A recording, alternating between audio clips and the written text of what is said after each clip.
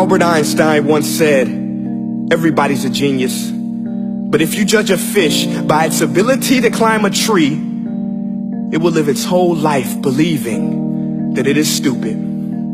Ladies and gentlemen of the jury, today on trial we have modern day schooling. Glad you could come. Not only does he make fish climb trees, but also makes them climb down and do a 10-mile run. Tell me, school, are you proud of the things you've done? Turning millions of people into robots, do you find that fun? Do you realize how many kids relate to that fish?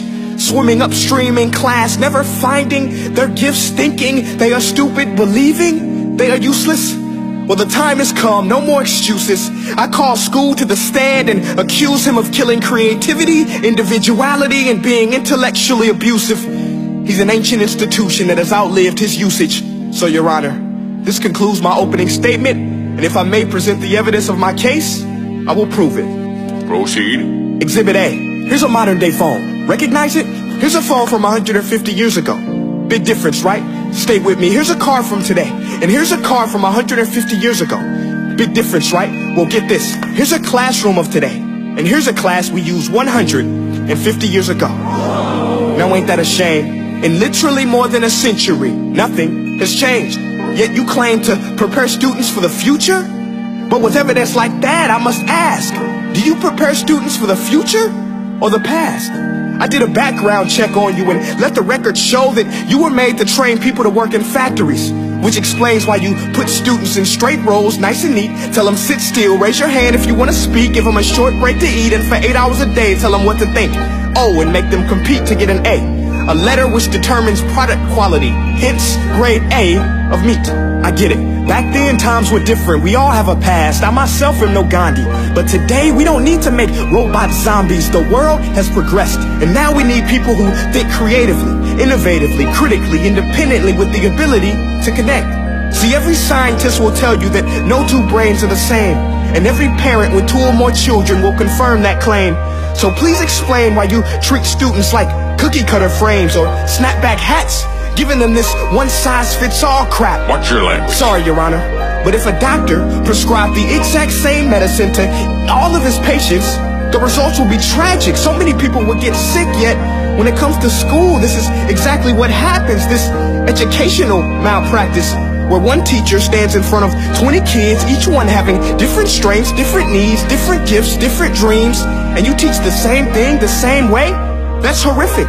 Ladies and gentlemen, the defendant should not be acquitted. This may be one of the worst criminal offenses ever to be committed. And let's mention the way you treat your employees. Objection. Overruled. I want to hear this. It's a shame. I mean, teachers have the most important job on the planet, yet they're underpaid? No wonder so many students are short-changed. Let's be honest. Teachers should earn just as much as doctors, because a doctor can do heart surgery and save the life of a kid. But a great teacher can reach the heart of that kid and allow him to truly live. See, teachers are heroes that often get blamed, but they're not the problem. They work in a system without many options or rights. Curriculums are created by policymakers, most of which have never taught a day in their life. Just obsessed with standardized tests. They think bubbling in a multiple choice question will determine success. That's outlandish. In fact, these tests are too crude to be used and should be abandoned, but don't take my word for it. Take Frederick J. Kelly, the man who invented standardized testing, who said, and I quote, "These tests are too crude to be used and should be abandoned." Ladies and gentlemen of the jury, if we continue down this road, the results will be lethal. I don't have much faith in school, but I do have faith in people. And if we can customize healthcare, cars, and Facebook pages, then it is our duty to do the same for education, to upgrade it, change it, do away with school spirit, because that's useless. Unless we're working to bring the spirit out of each and every student, that should be our task. No more Common Core. Instead, let's reach the core of every heart in every class. Sure, math is important, but no more than art or dance. Let's give every gift an equal chance. I know this sounds like a dream, but countries like Finland are doing impressive things. They have shorter school days.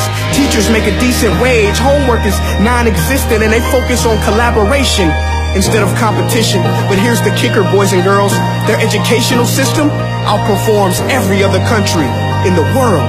Other places like Singapore are succeeding rapidly. Schools like Montessori, programs like Khan Academy. There is no single solution, but let's get moving. Because while students may be 20% of our population, they are 100% of our future. So let's attend to their dreams, and there's no telling what we can achieve.